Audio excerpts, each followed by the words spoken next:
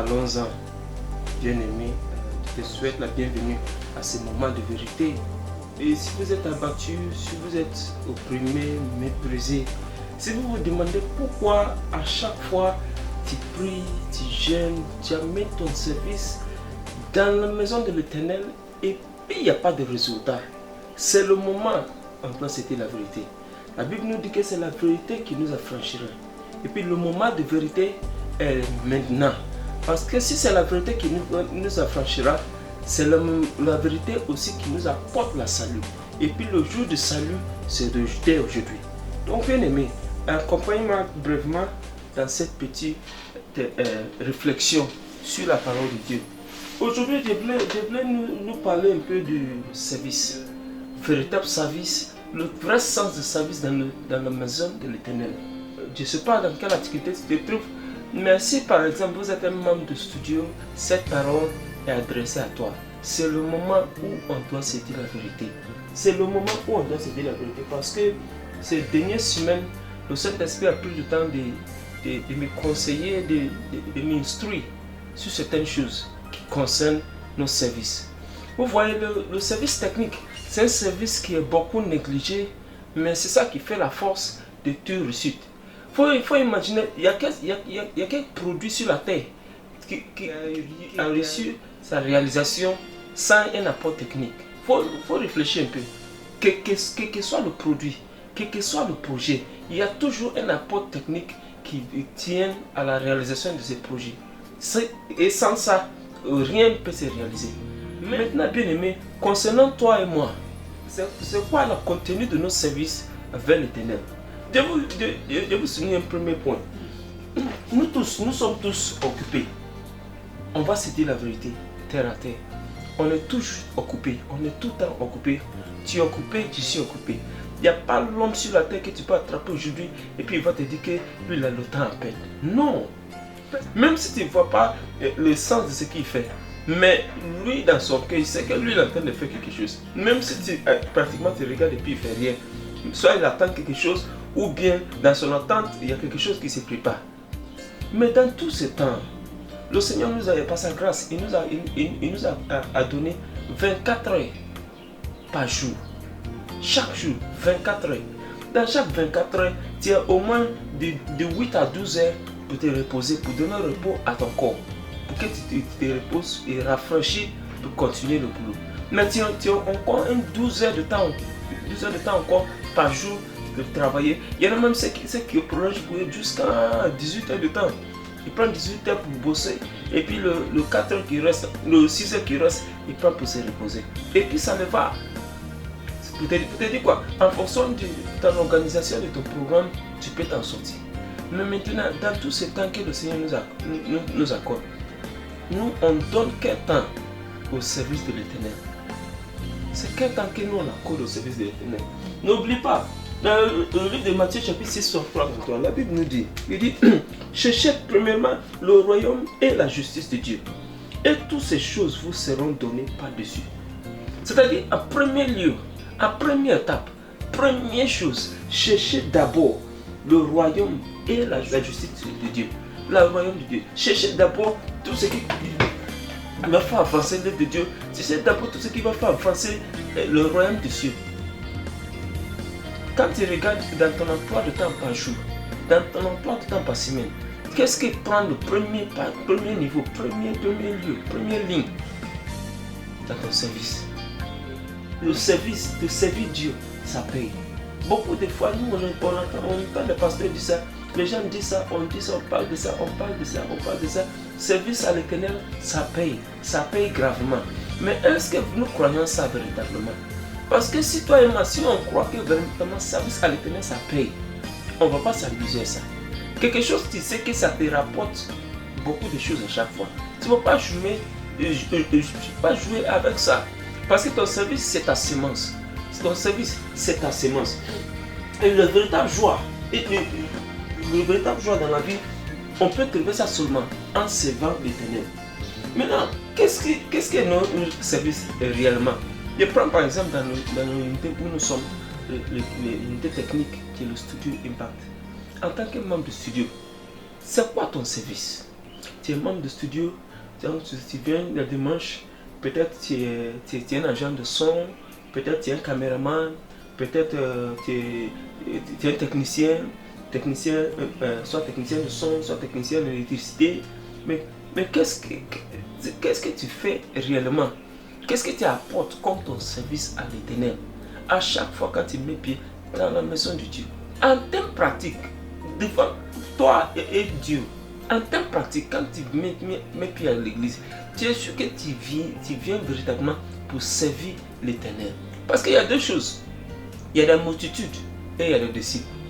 La multitude vient. Tous les préparatifs qu'on fait avant le culte, c'est pour que les multitudes viennent. Pourquoi? Parce que les multitudes viennent pour recevoir. Mais quels sont les disciples? C'est les disciples qui font les préparatifs. C'est les disciples qui organisent tout, qui mettent tout en place pour que quand la multitude vient, ils peuvent recevoir la grâce et peuvent repartir. Et puis pour leur service, en servant l'Éternel pour mettre tout ça en place, le Seigneur, pas seulement qu'il recevra aussi les bénédictions, mais quand même encore, le Seigneur les paye encore pour les services. Donc si tu es un serviteur dans la maison de Dieu, en tant que membre de studio, c'est que tu es un serviteur. Si tu sais déjà le studio, ça veut dire que tu es un serviteur de Dieu. Et puis si tu es un serviteur de Dieu, c'est quoi ton service? Qu'est-ce que tu fais en termes pratiques? Notre service technique, c'est pas un truc qu'on fait en théorie, c'est pas un truc qu'on fait dans nos rêves, c'est pratique. Qu'est-ce que tu fais réellement? Je prends par exemple avec un caméraman, un bon dimanche, tu arrives à l'église, si tu as la mentalité, tu viens pour servir Dieu, tu es venu servir Dieu.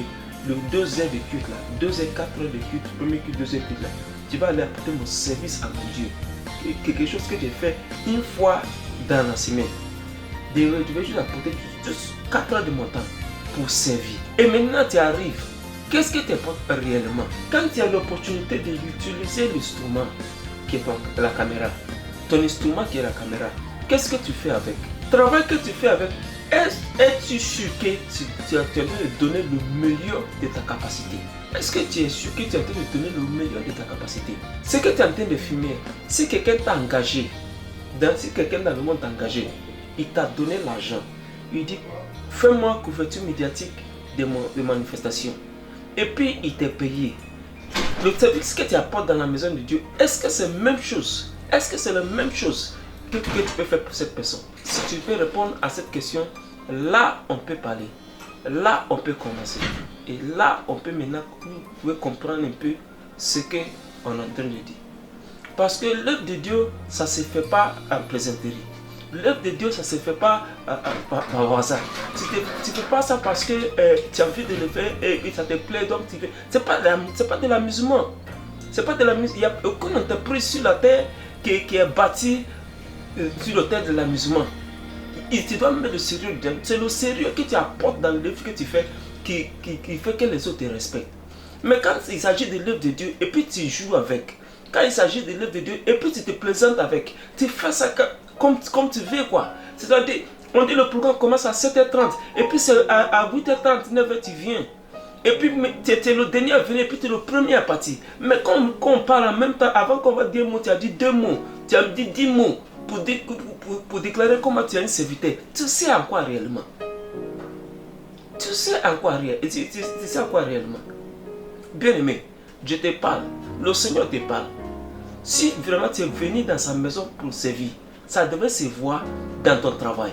Ça devait se voir dans l'apport que tu apportes. Parce que nos services, c'est notre offrande. Peut-être que vous ne savez pas, mais ton service à l'Éternel, c'est quelque chose que tu offres à l'Éternel. Mais si ton offrande n'est pas pure, l'Éternel peut rejeter ça. Quand tu regardes dans le livre de Genèse chapitre 4, verset 2 à 3, et puis tu descends, tu vois l'histoire de Caïn. Tu vois, Caïn était le premier homme sur la terre qui a fait offrande à l'Éternel. Le premier homme, le premier être humain qui a fait offrande à l'Éternel. Mais malheureusement, son offrande a été rejetée. C'est lui premier qui a eu l'idée de faire offrande à l'Éternel. Adam, qui était le premier homme qui était créé, il n'a pas eu cette idée. Ève n'a pas eu cette idée. Mais Caïn a eu cette très bonne idée, cette bonne initiative pour faire l'offrande à l'Éternel, le Dieu qui l'a créé. Mais à cause de quelque chose, son offrande a été rejetée. Son petit frère Abel, il a fait son offrande et puis le Seigneur a accepté ça. Pourquoi Caïn était rejeté?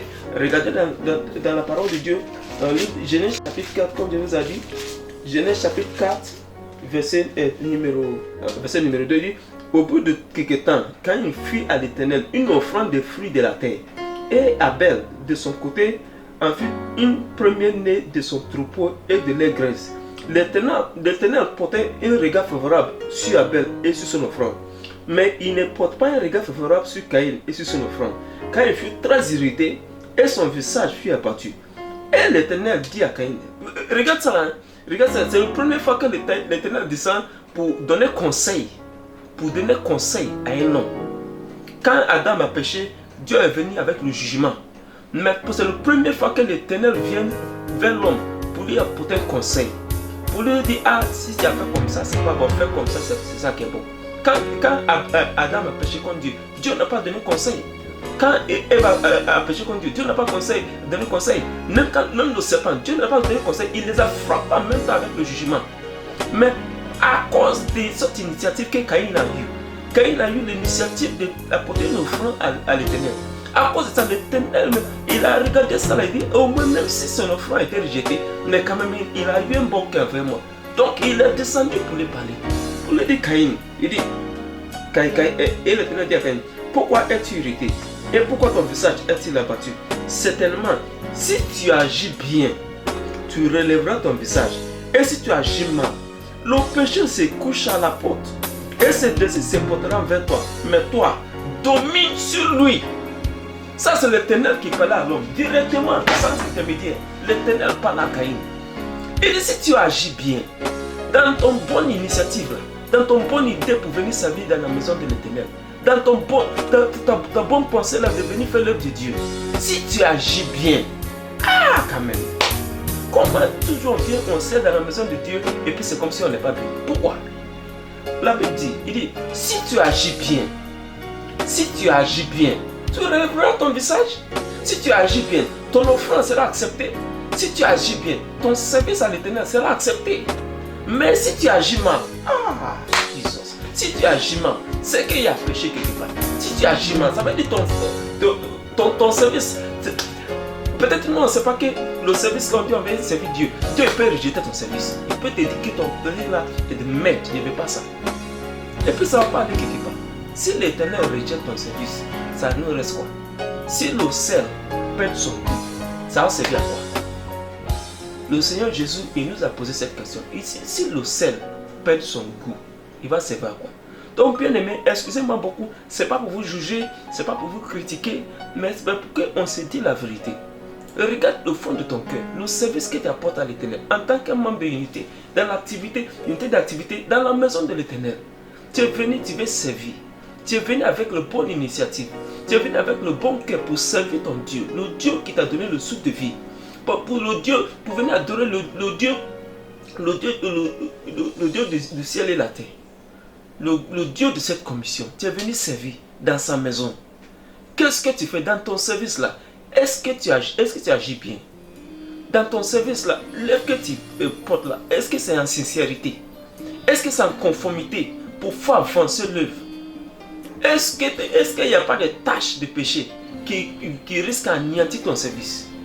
Regarde le père de Jean-Baptiste, Zacharie. La Bible nous a dit qu'il était à son lieu de service. Il était à son poste de service. Quand l'ange de l'Éternel l'a croisé pour lui donner la bénédiction d'un fils. Il était à son lieu de travail. Par exemple, s'il était membre de studio, et puis l'ange est venu au studio pour lui apporter sa bénédiction. Et puis on trouve qu'il était d'ailleurs en train de causer. Est-ce que, entre toi et moi, est-ce que tu es sûr qu'il va recevoir ces bénédictions? Parce qu'on doit faire très attention avec tout ce qu'on fait dans la maison de Dieu. Parce que chaque acte, c'est une sémence. Chaque chose que nous faisons dans la maison de Dieu, c'est une sémence. Il dit, si tu agis bien, oh, excusez-moi, quand moi j'ai dit ça, même en même temps de dire ça, moi-même ça m'a fait un peu peur. Parce que quand c'est comme ça, chacun doit faire très attention à ce qu'il fait dans la maison de Dieu. Voilà un autre passage que le Saint-Esprit m'a montré. Apocalypse chapitre 3, verset numéro 1. la Bible dit, écrit à l'ange de l'église de Sardes, voici ce que dit celui qui a le Saint-Esprit de Dieu et le 7 étoiles. Il dit, je connais tes œuvres. Je sais que tu passes pour être vivant et tu es mort. Le Saint-Esprit, il dit, je connais tes œuvres. Dans le service que tu fais dans la maison de Dieu, le Saint-Esprit dit, il connaît ton travail. Il sait ce que tu es en train de faire. Avant que même tu agis, il sait déjà ce que tu fais. On ne peut pas les blaguer. On ne peut pas les décevoir. Tu peux pas les, on ne peut pas mettre un drapeau sur ses yeux pour n'importe qui voit. C'est le Saint-Esprit quand même. C'est le Dieu tout-puissant. Il est tout-puissant. C'est lui qui a la clé de la vie et la mort.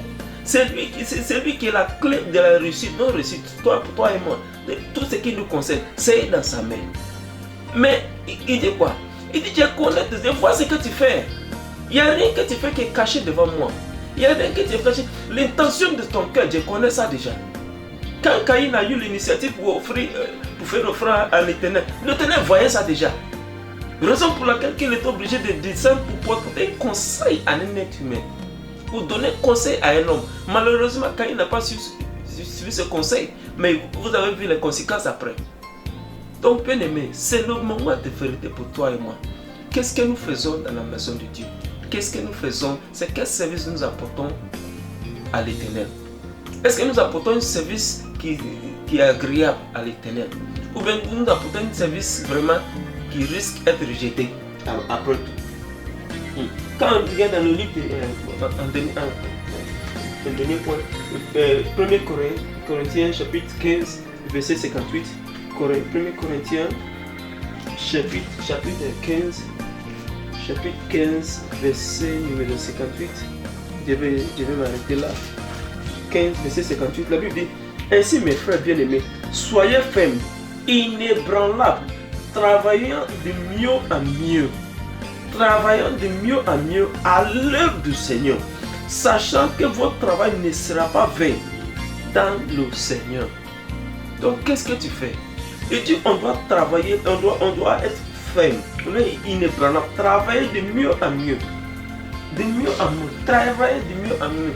Dans la prochaine édition, on devait nous parler de qu'est-ce que ça veut dire de travailler de mieux en mieux. Mais sachant que déjà, ton intention dans l'œuvre de Dieu, l'initiative de ton cœur et la pratique, comment tu fais pour réaliser ça, ça apporte beaucoup, ça va agir beaucoup, ça déterminera comment, à quel niveau nous pouvons arriver pour briser toutes les limites dans nos vies. Mais je prie pour toi et pour moi-même que le Seigneur va nous donner la grâce, il va nous donner la force, il va nous donner tout ce qu'il faut pour lui servir véritablement, pour lui servir avec tous nos cœurs, pour lui servir acceptablement, pour lui servir dans une manière qu'on ne peut pas reprocher, pour que notre récompense ne soit pas anéantie, pour que nos récompenses ne soient pas, pour que nos récompenses reviennent à nous carrément. Que le Seigneur te bénisse, que le Seigneur te bénisse.